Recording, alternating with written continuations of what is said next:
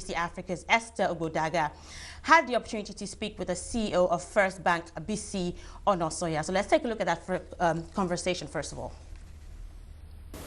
Thank you, Mr. Onasanya, for joining us on this interview. You attended the session that had the president talking about how we can unlock job-creating growth. Tell us what the key takeaways were for you. I think for once I see evidence that we are ready to deal with those issues. Oftentimes we speak so many times about what to be done. We seem to know what to be done. But listening to the president today and listening to the audience and the government officials that were around, I believe something has changed. Whatever has caused the change, I don't know. But I think now we have a government that believes very strongly that they have to deal with those issues.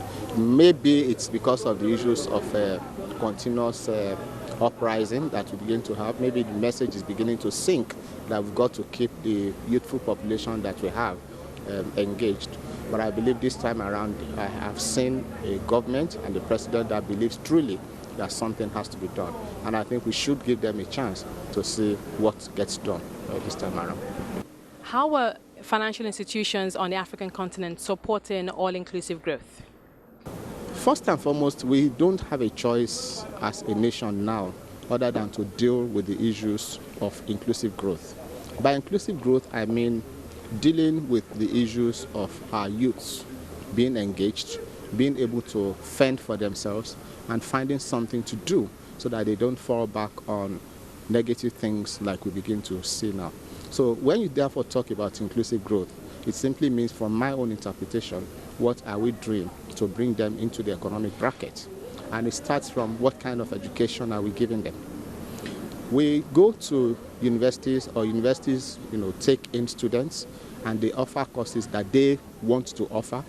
We need to think differently by going back into the basics and find out what kind of skills do we need in this economy, and then begin to tailor the kind of courses and programs that will take these youths through to things that will be very useful and can change the dynamics of the economy. It's got to start from there. Otherwise, we begin to produce graduates in different fields that we don't really need. It starts from there. As an institution also, I believe the government has to begin to look at how do we spend our resources to deal with the impediments that make it difficult for these youths to be gainfully engaged. And when I say gainfully engaged, I'm not talking about employment. Luckily for us, we have a generation of youths today that are very creative, very entrepreneurial. Not many of them really want to do white-collar jobs. They have imbibed technology and they can do a lot on their own. All they need is those basic things: stable platform, access to little monies that will encourage them to actualize their dreams, and to also allow those who are already doing something to scale up. And it therefore goes back to governments in Africa need to begin to spend wisely the resources and the earnings from our extractive industries into areas that will encourage generation of employment, particularly engagement of the youth population. As a bank in Nigeria, First Bank, we are actively involved today in having products and services that give financial services to those youths. And access to financial services is key for them to be able to have inclusion into the society. But it doesn't deal with the question of access to funding.